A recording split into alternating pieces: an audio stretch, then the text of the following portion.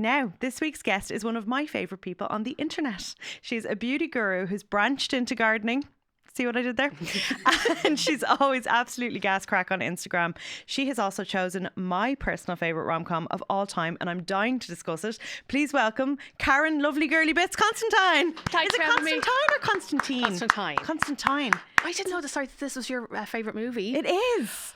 I've been dying. Nobody up to this point had chosen a Nora Ephron film. I remember you said that to me and I was like, that's a sin. I've been gasping to discuss a Nora Ephron. And this is probably, I go between When Harry Met Sally and You've Got Mail. But I think You've Got Mail is the one that gives me the most warm and fuzzies. That's it. That's the part. It's like a hug. If a film was a hug, that would be it. Exactly. So I'm so thrilled to discuss this with you. And tell me, how are things with you? Oh, good. All good. My extension is done, which I know was like a long, hard slog. So tell us about the extension, because you were meant to come in for season 1. I know. And you were under a cloud of dust. And Metaphorically and and like I just had the most annoying it was just everywhere. So a 6 to 8 week extension took 13 weeks, and I'm gonna have PTSD. I mean, I feel like just following you gave me a touch of PTSD. It was just horrible. But it's done. It's done. It looks gorgeous. I keep getting waves of like, oh, there's gonna be no strangers in my house today. Yes. This is fab. Yes. Like even when I went home today, and I was just like, it's quiet. Yeah, I'm There's alone. peeing everywhere.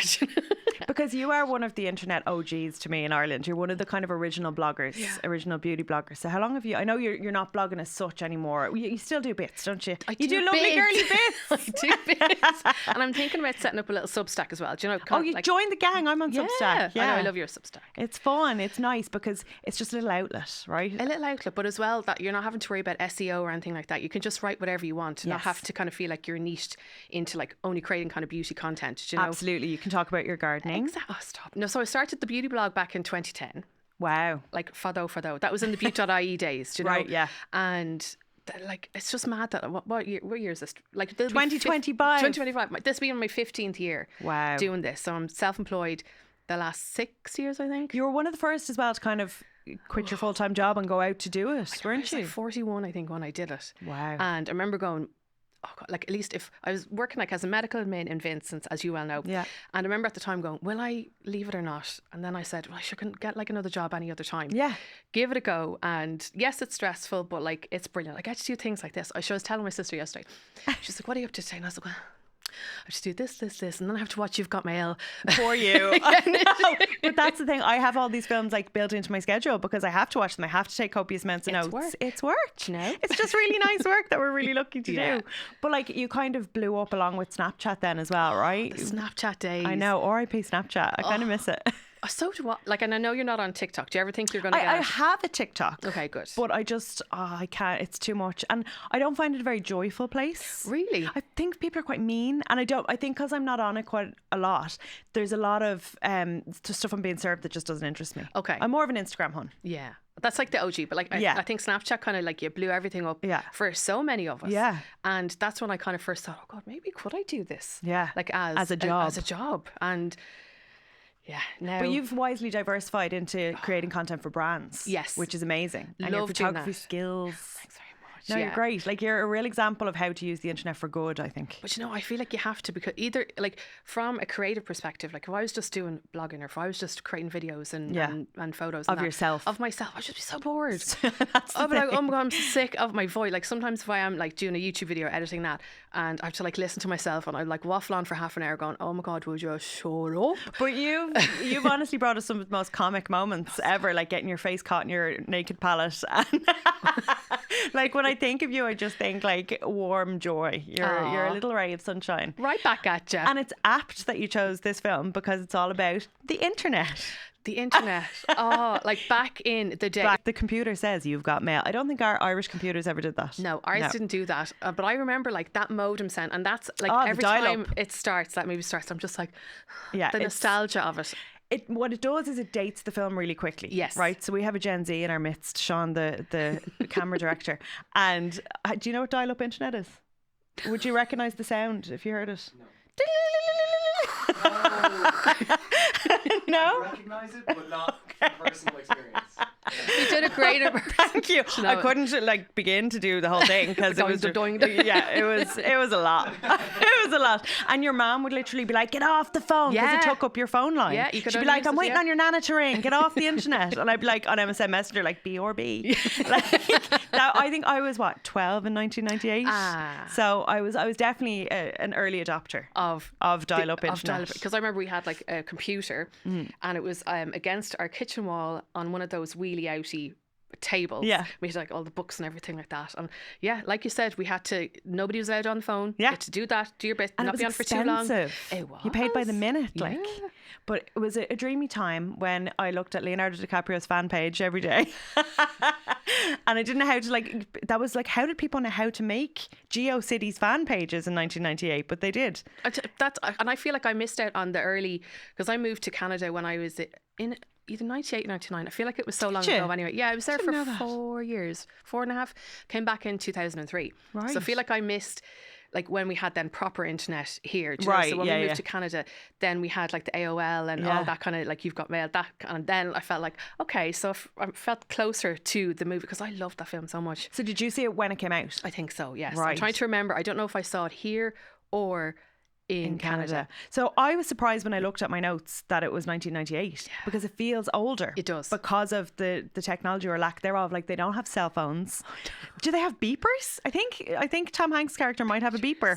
Like it is old school to the max, but the beauty of it is that it's just an enduring love story, and it's kind of, we'll get into the thick of it now, but it's kind of Catfish before Catfish was a thing. Big time. Yeah. And like the little sneaky emotional cheating and sneaky. You know, yeah. So let's talk about the story. So Nora Ephron, my hero of all time, wrote with her sister Delia Ephron, also a writer, also amazing. Nora left us a few years back, and if you're interested in her and her filmmaking, there's a brilliant documentary called Everything is Copy, which was her mantra and my motto. I was going to say, I like kind of tied that in with you. Oh really? You always say that, adopted it. Yeah, I have it printed and like hung behind my desk to remind me that when I'm writing, literally everything that's ever happened to you in your life is a story, and can be turned into money through typing down everything. Words. Exactly. So they wrote it together. Nora had written When Harry Met Sally, but that was directed by Rob Reiner. And I remember reading that she was kind of frustrated. She was like, I was just the writer on that project and the men kept changing things. So I feel like maybe that's why I love You've Got Mail the most, because I know it's her project. Her baby. Through and through. Yeah. And the fact that the sisters did it together, you used to work with your sister. So I think that's really nice. And she had written and directed Sleepless in Seattle, which is also iconic, and that had starred Meg Ryan and Tom Hanks, so they knew that this was a very bankable formula. Get these two back together, give everyone them a love story, everybody loves them. Have you seen Sleepless in Seattle many times? Many times. Beautiful. It's just, and I was kind of time between would I do like You've Got Mail or Sleepless in Seattle, and I was like, no, there is just something magical about You've Got Mail. Maybe it's the internet, it's the New York part. It's in you. It runs in your veins. I know. But like Sleepless in Seattle, it's a classic as well. And even the music and the sound. I think I probably bought either the tape or the CD of it at the time. Yeah, I just loved it so much. It is amazing. And again, I'm surprised that nobody's picked it. It's kind of a Christmas film. Maybe next year's Christmas special. Maybe, maybe. We shall see. But yeah, Ephron was kind of known for, she was an essayist, and like she was kind of a bad girl in magazines. Like she wrote like snarky profiles in Esquire in the 70s and 80s. Yeah. She was kind of like a bitchy cool journalist in the days that people paid you to be a bitchy cool journalist.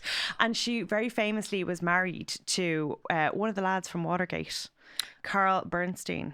Is this all in the documentary? This is on the documentary, but actually she wrote a novel in the 80s called Heartburn, and it was made into a film starring Meryl Streep and Jack Nicholson. And it is autobiographical. It's about him cheating on her while she was pregnant, and how she had this meltdown, but how it led her to this life of writing. So it's actually brilliant. Heartburn, the film, the book is better. I would say. I'd say get it on your Kindle and give it a read. But she was very high profile, and he was very high profile, and their breakup was very high profile. Like imagine a journalist breakup being famous in 2025, especially now with social media. I'm sure like if it was a big deal back then, and then to have it like I feel like all over nowadays they'd be TikTokers. You know, back then they were political correspondent and an essayist. Like I feel like now with TikTok, everyone is a journalist or like an investigative reporter, and that's why I'm no longer one. That's why I'm like, nope, you're grand. So yeah, she had this kind of profile as being a bit of a wagon, but in a cool way.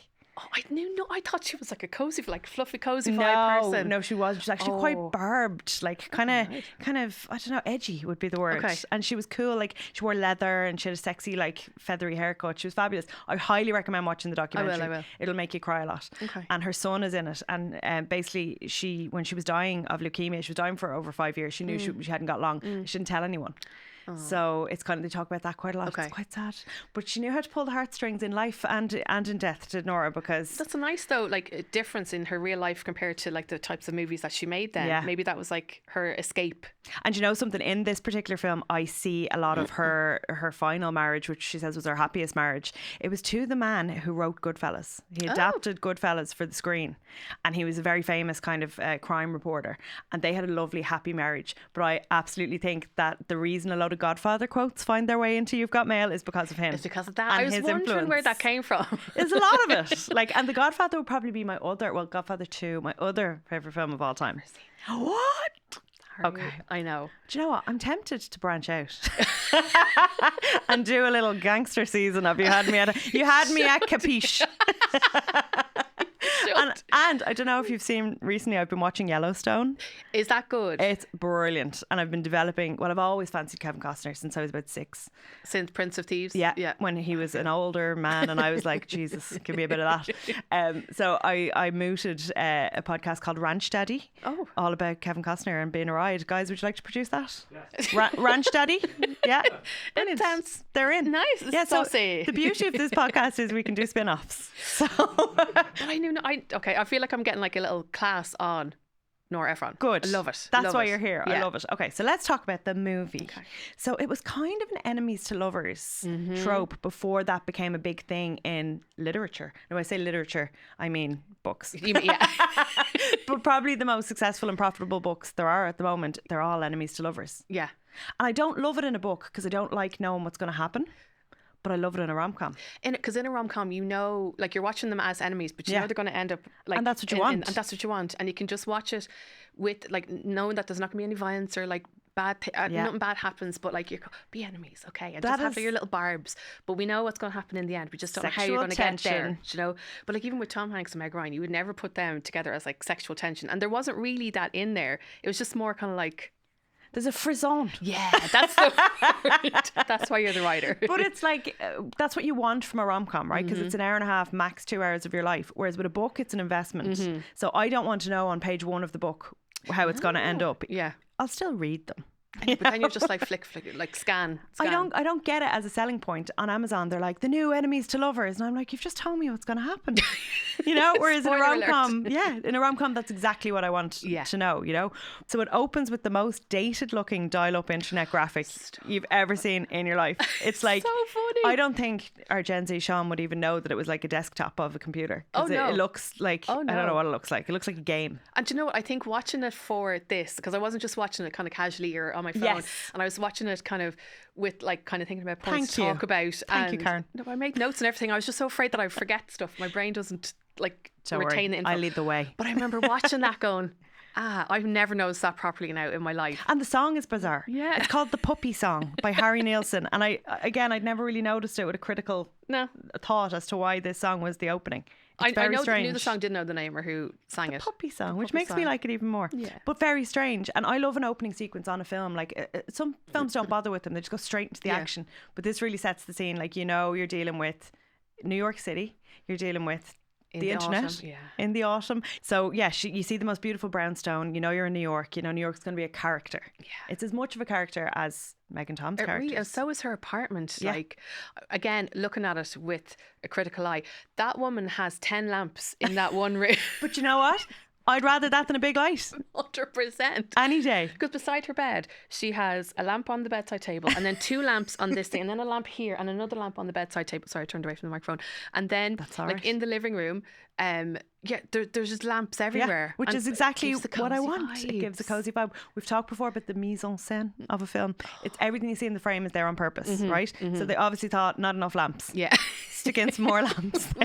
We need more lamps. Because she strikes me as the kind of person like me who'd hate the big light. So I get it. Nobody likes the big light. Some people Unless it's like this kind of like lighting for in here. True. Do you know? No, my husband loves throwing on the big light. I'll scream. I know something wrong. Something wrong. I know. I'm like this. I have a lot of lamps. Maybe this is why. Unless you're looking for something, you don't need the big light on. I don't think they should even be in houses. I should be on. We should do a show like Room to Improve where we just take the big lights out of everyone's gaff. Amazing. So I think Nora Ephron, like Nancy Myers, knew the importance of house porn basically in a film, because they both knew to make it the coziest, prettiest, lived in like, vibe, cluttered but not like messy. Do you know? More chintz and kitsch than clutter, isn't it? Like, and like a curated, like you could tell that like things have been collected and kind of put there, like not kind of going, okay, how will I stage this? Yes. Do you know, they're just put there, but then it works. I often wonder how you make a set look lived in. Do you literally just like roll around on the sofa? You must do. Or like toss the cushions up in the air or something. I don't know. Because they do, like, they don't look like a set. It looks like a gaff. It looks like a home. And then I'm like, God, I remember at the time watching it going, God, I love that. I love where she lives. I love, you know, the doors and like all the little bits. It is all detail. It's like arched doorways and decorative corbels. A word I only know because I'm addicted to HGTV. Corbels. But it is like, it's like a real lived in New York pre-war apartment. Like basically the what I would kill to live in. Oh my God, 100%. Yeah. So the house is a character, New York City is a character, but then we also have Meg and Tom. Tom is playing Joe Fox. Fox. We'll get to why that's a thing. And Meg is playing Kathleen Kelly. So I love an alliterative name. I find it very soothing. Yeah. And it just sounds like a real like old school name, doesn't it? An old school kind of name. I know that sounds mad, but like you can't imagine a Kathleen Kelly being like a wagon. Yeah, in my mind anyway. No, I totally. Some names are wagony and some names aren't. And Kathleen Kelly is not a wagony name. And it is kind of old school because You've Got Mail is actually based on a play called The Shop Around the Corner. A play and a book.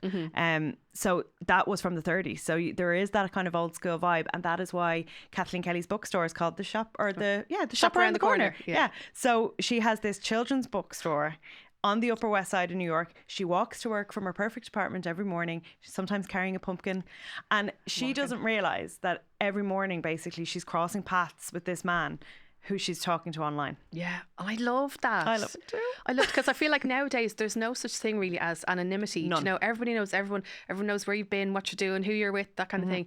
And yeah, to see it's like that little sliding doors, like, yeah, I love that. And like, didn't they say that in the movie as well? They're like, oh, what if like who you're seeing, like you see him every day? Yeah. Tom Hanks says to her. Because he knows, because he's dastardly. He's sneaky so now. The funny thing about this film is that Joe Fox could be a sociopath. Yeah. He could be seen as a sociopath and an absolute freak, catfish, meanie. Manipulator. But because he's played by Tom Hanks. Oh, it's fine. He's fine. Oh no, like there's no problem whatsoever. You're like he's charming.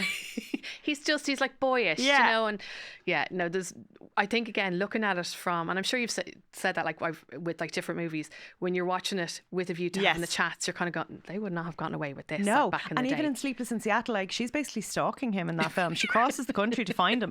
Like you wouldn't get away with that now. Not at all. But in this film, the mild catfishing is utterly charming.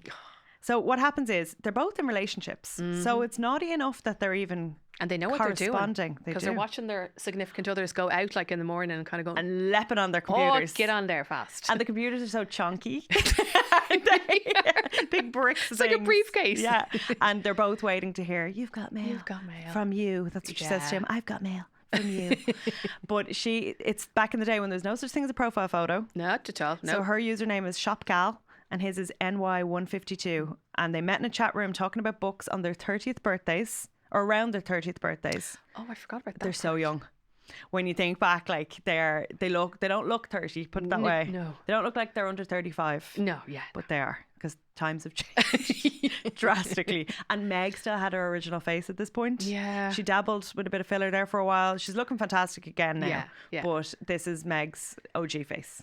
I think that's what I always remember her as. Me too. Like then. With the feathery hair. The feathery, oh God, could you imagine? Like if I tried to do that, I'd look How demented. did she do it? So this is one of my questions that I've written down. Dyson Airwraps did not exist in 1998. How did Meg Ryan flick her hair out like that? Probably not dry shampoo then. No. Back then either. So what was she doing? I don't know, but like it was a helmet. And it did not move like whatsoever, but like it still looked. Do you remember those little hair tongs that had a gas canister attached to them? Yeah. They were very dangerous, but they were tiny. You could probably do it with that. A little flick. Yeah. Little flicks all over her little head. Oh, she was gorgeous. So Meg was a very popular star at the time. So, you know, Sleepless in Seattle had made her an absolutely enormous star, and she was kind of America's sweetheart. And she was married to Dennis Quaid still. I don't know if she was still married to him in 1998, but she was seen as a good girl. Yeah. And then she had a kind of gone bad period for a while after that. But she was this huge rom-com star, to the point that she was sort of pigeonholed into like women's films, what they called. Like, yeah, and I'd say she probably just got bored and was like, oh, I'm sick of this now. Let's try something new. Something sexy. Yeah. But she was in like When a Man Loves a Woman. Do you remember that with Andy Garcia? Oh, I love that. She played an alcoholic in that. A City of Angels with Nicolas Cage. I think I saw that. Love the song. Very good. I think that was out in and around when I was in Ocean City in my J1. Oh my God. Back then. And the song is? And I want the world to see. I can't remember the name of the song. Iris by the Goo Goo Dolls. Fantastic. That was back in the day when a song used to sell a film. Yeah. They just don't do that anymore, and I miss it. But she was basically seen as, this good girl. And Tom Hanks was kind of a good guy as well. He's like Mr. America, huge star, but he was an Oscar winner at this point. He'd been in, he'd started his career in stuff like Splash, Big, which is a very creepy film when you think back about Big.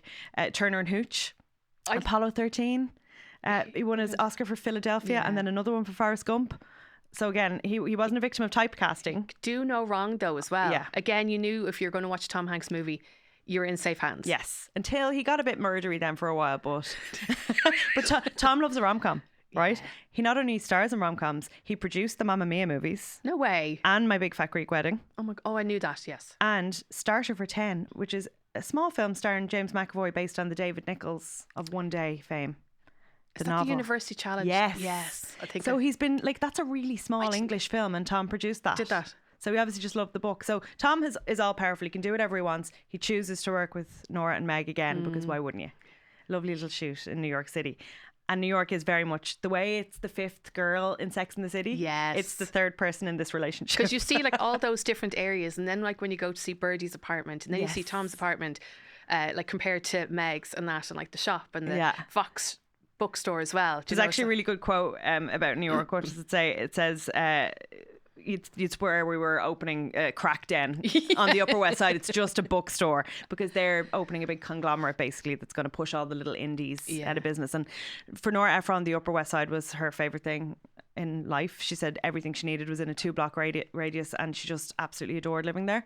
And it is kind of, in New York, it is kind of still the most like upmarket residential area that's not really like gossip girly. It's quite homey. And I always like remember when the movie came out, that was my first kind of like insight into the Upper West Side. And I remember I loved New York back then, and I was convinced that I was going to live there, and like living in an apartment like that, and like maybe I'd work in a bookstore, maybe I'd work somewhere like nice and cafe, a beauty brand or a beauty magazine. But then what made you love New York back then? I don't know what it was about it. Maybe that like that movie had something crucial to do about it. But I feel like back then New York wasn't like, I don't know, like the dirty place, or maybe you saw the movie part of it and it wasn't. Do you know I think it was pretty bad in the 90s, but they made it look good. It was basically good film and TV marketing. Made New York. Like for me, it was Sex and the City and this film. And that film, that made me think New York is the centre of the universe. I must go there. You must go there and live there. It was quite grimy in the 90s until I think fucking Rudy Giuliani came in and cleaned it up. Basically, I wish I'd lived there because I remember for my second, I got to go on 2 J1s. First one was Ocean City, then second one we were thinking about going to New York. We just couldn't find kind of anywhere to live at the time. We didn't want to do the Hamptons and that, but there is that whole not? Well, it wasn't the way it was then. Do you know, like it's like what year? Like nearly 30 years ago. Right. Oh my God. Oh my God, that actually just freaked me out. You're radiant. It's fine. I know what you mean. It probably wasn't the hot bed of wealth and privilege it is now. And I think Sex and the City had just kind of started in and around then, so we were still kind of getting to know the Hamptons, getting to know the city in that way then as well. You know. So you did 2 J1s. I'm jealous. I never did any, but I did get a credit card because it was the Celtic Tiger at age 19, turning 20, and got trains across America for 2.5 months. It was amazing, but I was still paying off the debt like years later because I didn't think you'd pay credit cards back straight away. I was like, it's fine, just make the minimum payments, be grand. It was quite an education, shall we say, but I would have loved to go and worked there. But I'd say you've seen bits of America that like nobody else would have seen, and like the down and dirty part of it. I've been to Albuquerque, New Mexico. Oh, excuse me. No rom-coms there. No rom-coms there. No. I mean, it was kind of cool, but yeah, no, I have seen some sites. Maybe one day I'll write a book about it. Who knows? But New York it's such a character. So like there's the leaf strewn strewn streets. That's really hard to say. Leaf strewn streets. There's the shuttered businesses. There's something about like them pulling the shutters up in the morning. And you're like, okay, the day is going to start. Yes. And like, she's kind of like walking. You know that scene where they're kind of crossing paths? Yeah. I'm just like, she's after going the scenic route because she's after going this way, that way, to this way, that way. Do you know? She went to get her pumpkin. Oh, yeah. And he went to get a Starbucks. Because back then, Starbucks was still a novelty. So like they make a thing out of like ordering coffee being how you like show you have a personality. It's Nora, everyone was like, that's what I mean by her being barbed. Like she would make comments like that. I love her so much. But like he has his neighborhood bagel place with the flower in the air. Like it's all very romantic. Very romantic. But I'd say when you're looking at New York through a rom-com eye, you don't see then what's behind it. Exactly. Even on the Upper West Side, I have seen some sights. And there's Zabar's is a big character. Do you know the supermarket where they meet and he has to pay for it because she has And who's on the tills? I had to Google that because I only realised that recently the first time I was watching this when we were going to do it last year. Sarah Ramirez. But that was probably one of her first roles. A very short role. She's like in it for a minute. But I remember like when I looked her up then, I was like, no, that can't be her because like surely that she would have been too young. She would have been younger, yeah. But no, she's like a year older than me, so I'm like, she's just a baby. She's just a child. Just a child. And also one big scene is filmed in my favourite cinema in the whole wide world, the AMC Lincoln Centre. You know, the one that has like one of the screens is Egyptian, one of the screens is like they all have a theme. Oh, I did not know this. It's a really, really cool place and it looks kind of unchanged by time. And I love that that's in it. It has really long escalators and she's on the escalator for quite a while and I'm like, yeah, I've been there. It takes a while to get up there. She went there for 2 minutes and then left. So it is so New Yorky and she is a shop owner on the Upper West Side. It was her mother's children's bookstore that she's inherited and it's small and she seems to have instantly a very intimate relationship with the customers and they all seem to love her. And she knows everybody's name. Yeah. That's what I love. Like, which is just gone now. Because their whole tagline, or not the whole tagline, but of Fox is like, oh, it's business, it's not personal. Yeah. And for her, everything was personal, from like the people that worked there to people coming in and, you know, she'd have like I just love that she knew everybody's name. Yeah, and you can tell that she adores kids. She doesn't have any. Yeah. She's not single. She's going out with a lad called Frank, who is slightly neurotic. He's a columnist. Do you think columnists might love themselves or the sound of their own voices? No, not at all.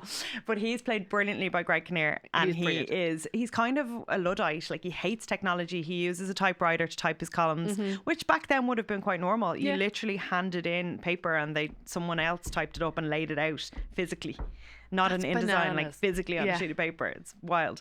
But he is kind of this champion of small business and he hates progress, basically.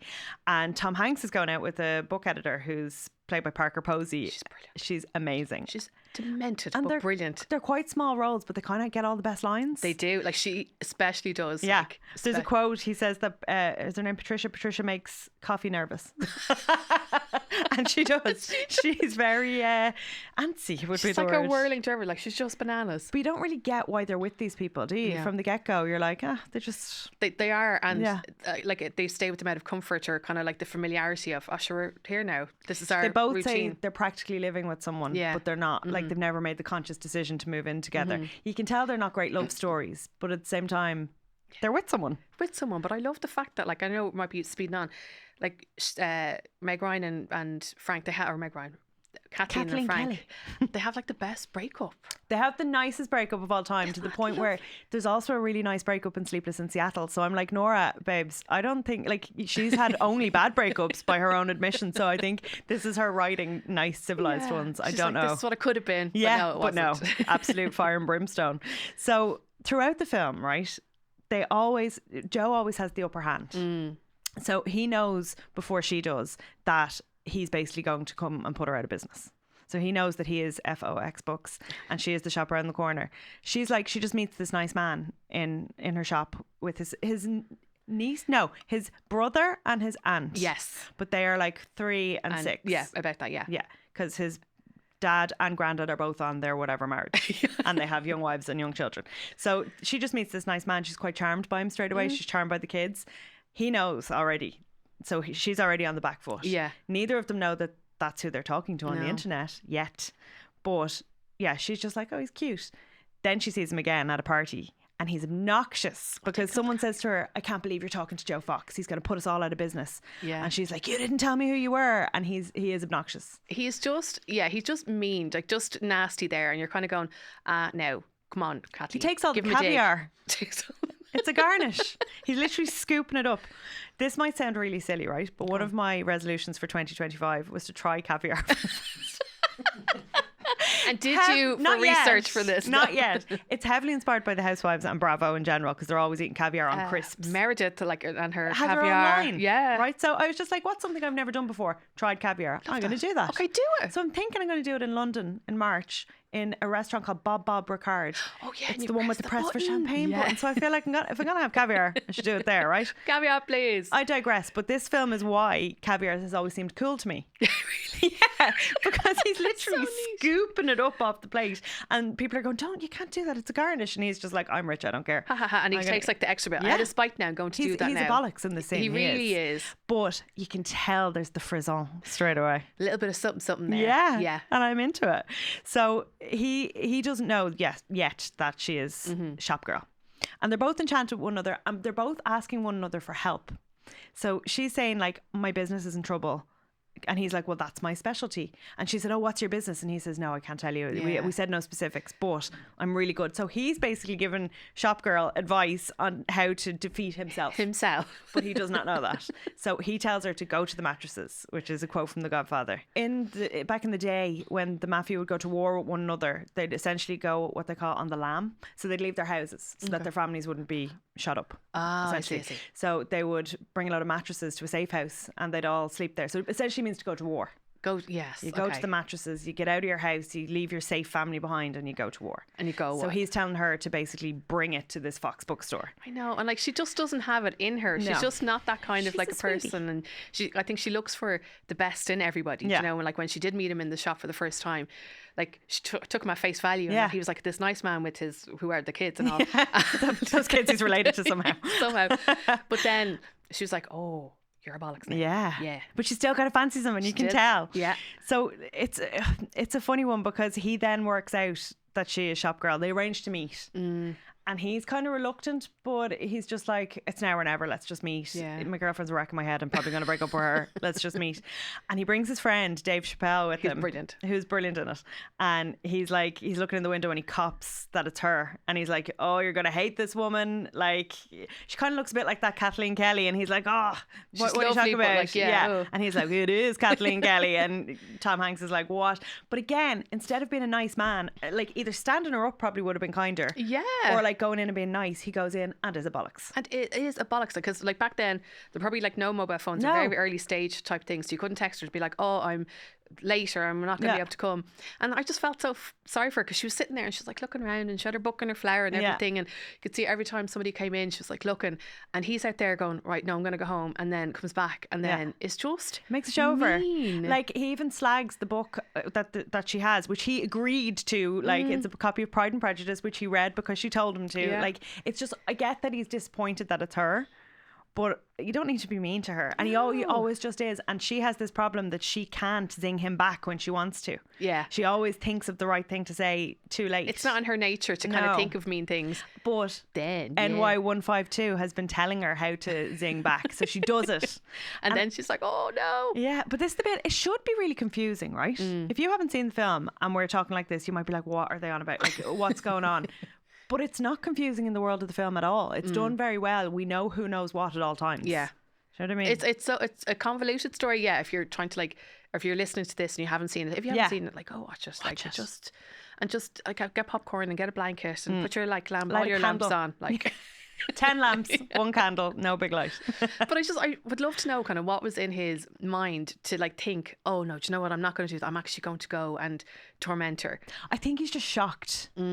And I think his personality, Tom Hanks' character, Joe Fox, is like, he's a spoiled rich kid. Yeah. He's been very successful in his family business. He's kept it going. He's modernized it. And he's a nice guy at heart, but he's just kind of hardened by New York, I find. And I think this is a film about like struggling with progress, struggling with the transition to the new. Because this is at the cusp of the millennium. Everyone's worried about the Y2K bug. Like honestly. Were you alive then? No. We don't ever talk about when he was born because it'll only annoy us. But yeah, like it was a time in the world when everything was changing.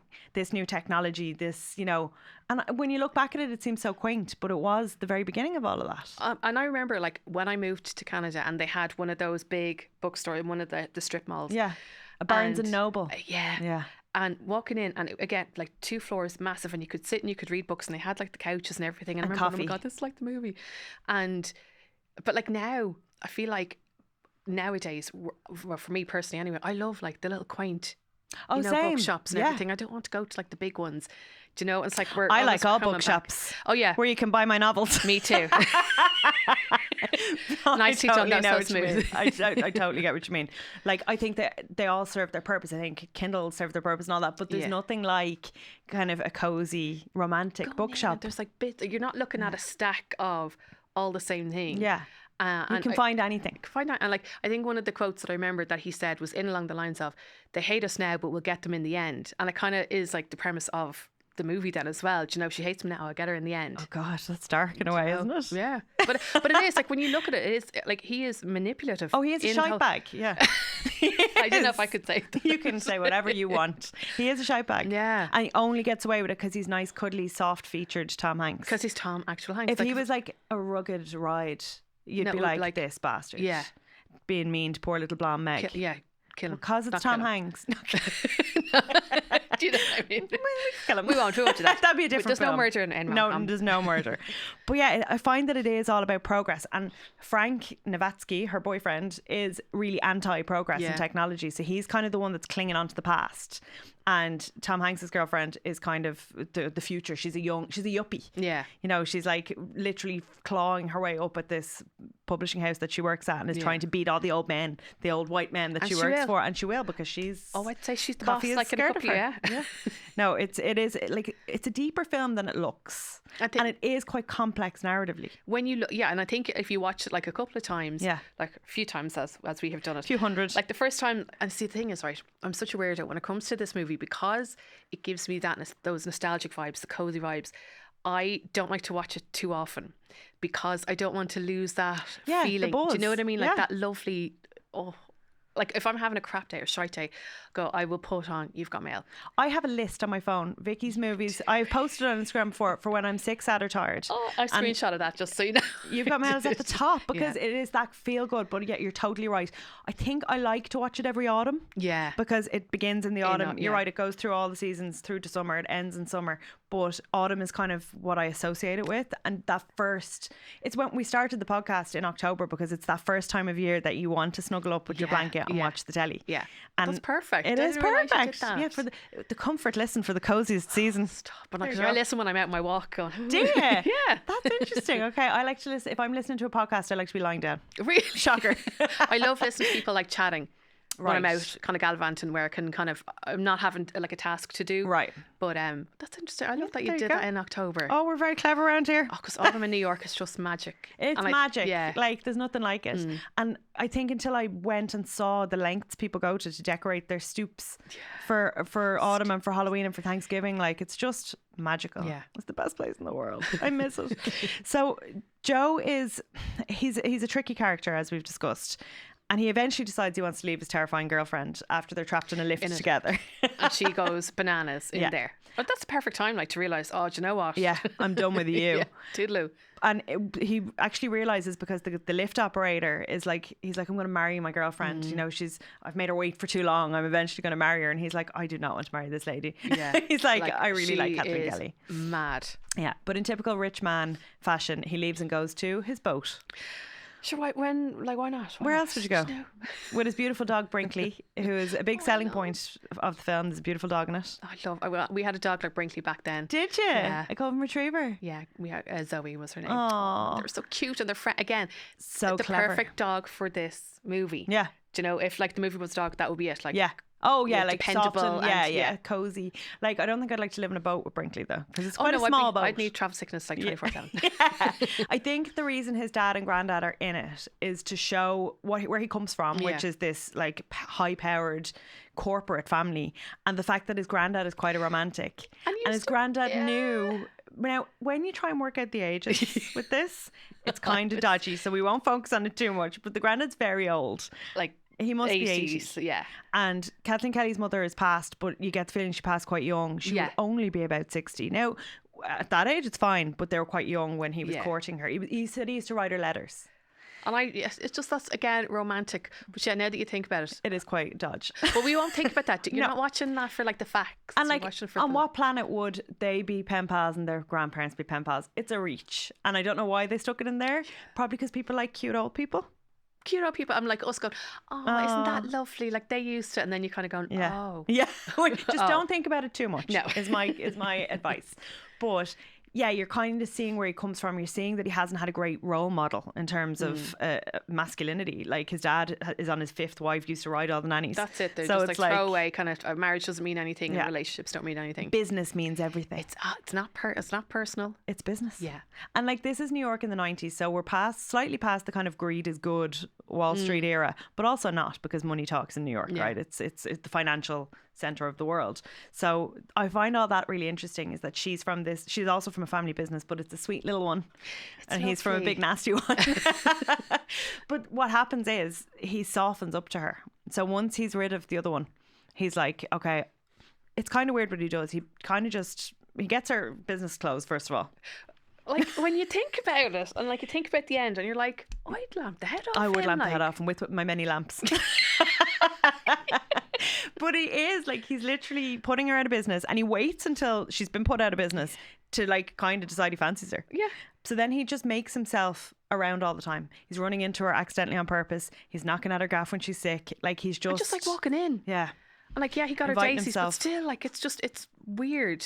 And you think, this is a strong, independent woman. She doesn't need no Tom Hanks turning up all the time with daisies. Like, it's like she likes him. She does. And you can see, like, they had that moment on the bed, like when he was putting her to bed. Yeah. And like, she was going to say something mean, and he's like, no.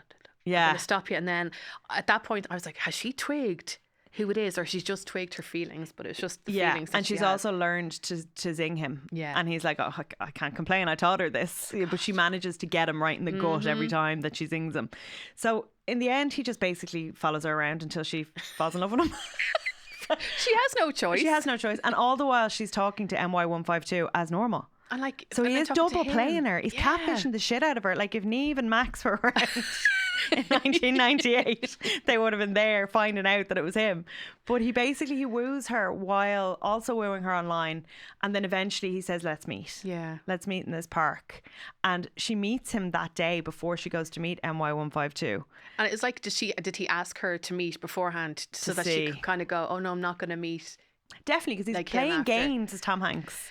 He's so gamey. Playing games. But it's a lovely movie. She does go and meet him in her like slightly dowdy clothes, and then she goes home to get changed to meet MY152. But you can tell at this point that it's in the back of her mind, because she said to him, like, in another world, maybe we would, if you weren't trying to put me out of business and we'd met in different circumstances, maybe we would have fallen in love. Yeah. And he could see it, like if he was just a normal person. Yeah.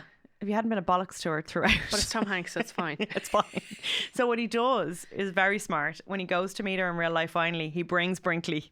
Sends Brinkley out. Who can say no to Brinkley? He's beautiful. And he gets very involved in their big kiss. Yeah, a little bit. He's kind of half humping them as they're kissing. But she's delighted that it's him. She does a bit of a like, oh my God, it's you. But then she says, I wanted it to be you. And like her reaction, I think, is perfect, because you see that, like her trying to register what is happening, kind of going, oh wait, hold on, oh okay, but hold on, that's acting. That's no, but you can feel it. It's not just like, oh. She knew in her gut, I think, but she's also confused. She's like, how the logistics? It couldn't be him. Like she's literally, it's like that scene in Mrs. Doubtfire when Sally Field realizes that her ex-husband is Mrs. Doubtfire, and she's like, the whole time, like that's what's happening here. But I'd love to know if Meg if they went home and if she like sat and thought about what he did. Oh, I'd give him a dig. Oh, I'd give him such a dig. Yeah. You wouldn't. I don't. Could you ever trust him? We had this chat with Paul Howard when he was on doing Jerry Maguire. He didn't see that relationship lasting, and I was kind of mortally offended at the time. But I've been thinking about it ever since, and about all of the films that we watch. Like, do you see this relationship lasting? I don't know if you could get over that level of deceit. No. Like, if you were to think about it, like back from the start, yeah, okay, putting them out of business, that was like face to face type of thing.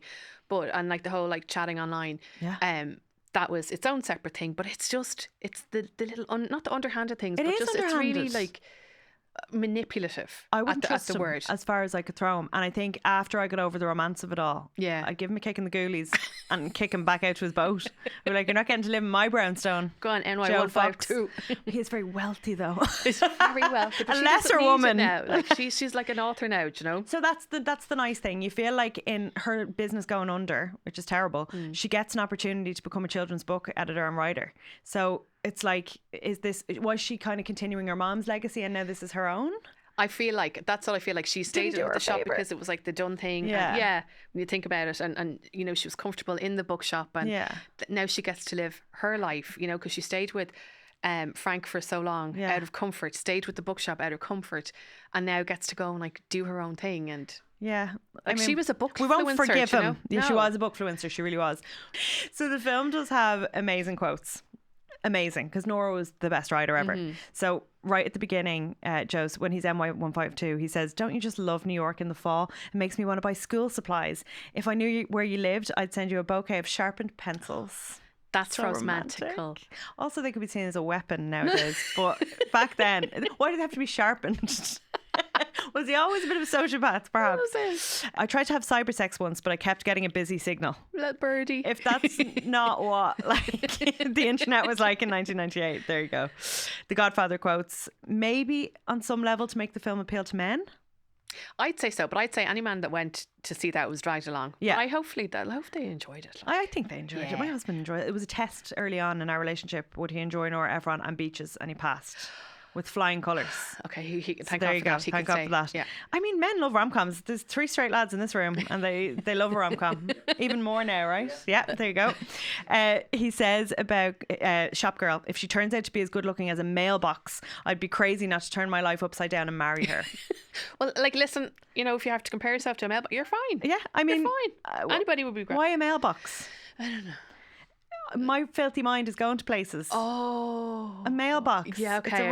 Sorry, I just got it. Yeah, that's terrible. I was not thinking that. She's also slagging off young women today because she's very old school as Kathleen Kelly. She says, don't they know you're meant to have a last name? They're like a whole generation of cocktail waitresses. Hi, I'm Tiffany. Hi, I'm Brittany. And I'm slightly offended because I have an E name. But she's right, because she's very much like, hi, I'm Kathleen Kelly. It's a very old school thing to do. Very old school, isn't very it? Upper West Side. Yeah. Oh, I just want to be her. When she's breaking up with Frank, she said there's not someone else, but there's the dream of someone else. Yeah. That's lovely, isn't it? I do like because she's not, and then but in fairness, she is not.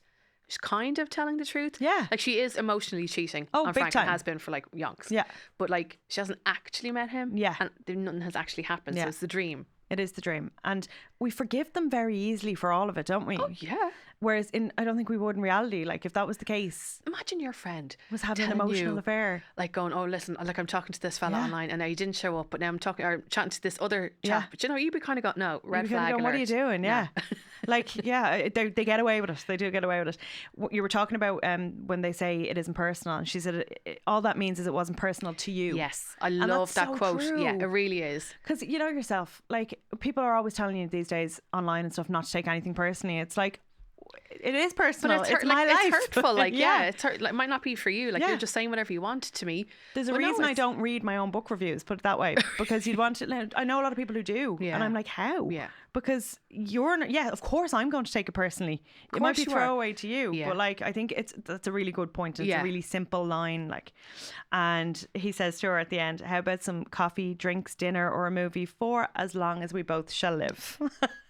It's very sweet. It's almost like a proposal, but you can see it in her face kind of going, oh, okay. I mean, it's all very sweet and in some ways a bit saccharine almost, but because it's Nora and it's well written, they get away with it. Yeah. I just feel like I just keep saying they get away with it, and it's because of her genius.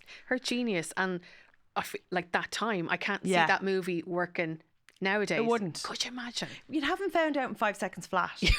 You'd Google his phone number, you'd reverse search his images because there'd be images now. Like, imagine you were talking to someone and didn't even see a profile picture. You'd just be like, catfish, no, next. Or even worse, like bot or spam. Like, it just wouldn't have, it is so much of its time. Big time. Ahead of its time in some ways, because no one else was writing about the internet in 1998. No. But then it dated so quickly as technology moved on. And I see that now with rom-coms, like even, do you know, the Mean Girls remake has TikTok sequences throughout. I was like, that is going to age like milk. It doesn't feel right. Yeah, Doesn't feel right. But yet this does, because like you were saying, like everything, it kind of brings it all together to, it is that moment in time. Yeah, and it's very twee in terms of the music. Very much. I love the like music. It's twinkly. It is twinkly and upbeat and fun, and like there's an annoying child singing a song from Annie at one point. Oh, I fast forward that love every time. Oh, dear. It's his auntie or whatever she is belting out Tomorrow, and he's just sitting there going, "Oh my god." Oh my god, you know, yeah. Be fast forwarding and I can't. Really? It's like with the nun in The Sound of Music when she's singing "Climb Every Mountain." Fast forward that. She says fast something forward. at one point where it sounds rude, so yeah, that might be worth. Yeah. I know the one. Karen, you're an absolute joy. Oh, thanks for having me. How many cheesy popcorns out of 5 would you give You've Got Mail? Oh, 4.5. Why are you docking half mark? It's not perfect. He's a sociopath. He's a sociopath who could potentially kill her with the sharpened pencil. You know? Or she could kill him. She could just get enraged then after a while and go, "You bastard! You led me up the garden path." She could. And I think as well, it is an air of menace. And I think when it comes to movies, like, or even if it's programs, if I watch like a couple getting together, and I will always think, if it's kind of like resonating with me, what would they have been like after? Or wonder how like would it have worked out? You know, and like the fact that I don't think it would have. Interesting. That docks the 0.5. How long would you give them? Not very long. No. I think she'd come to her senses pretty quick. Yeah, I would say give it a couple of weeks where if she was to sit, and then be on her own, and now like have it all in front of her and go. Oh. You'd have an epiphany. You would. You would be playing things around in your mind, putting everything together. Yes. And but then you know, like, oh. What's important at the end of a rom-com is that everybody is changed for good, to quote Wicked. But it is important. So I think that even if they don't stay together, their lives have been very much changed by one another. They've broken up with their people. They're, you know, even if they're single again, maybe they've learned some lessons. I think so. Maybe Tom Hanks would become a professional catfish in later years. Say so. I mean... They just go back online now. They should do a follow-up on Nora's past. I'll write it. Well, yeah. And Delia's still alive. I'll ring Delia and say, babes, let's do a 2025 version. Please do. Tom is what, 68 now? I think it's allowed. I think we can do it. That's fine. Okay. Oh, please do. You heard it here first, guys. I'm ringing Delia Efron. Karen, thank you so much for joining me. Thanks so much for having me. Everyone, please follow at Lovely Girly Bits, the best girl on the internet. Thank you often share some of your most hilarious videos, like the clamping your face with the palette. It makes me literally cry every time I watch it. So thank you for the lols. Thanks so much for having me. Thank you. Thank you.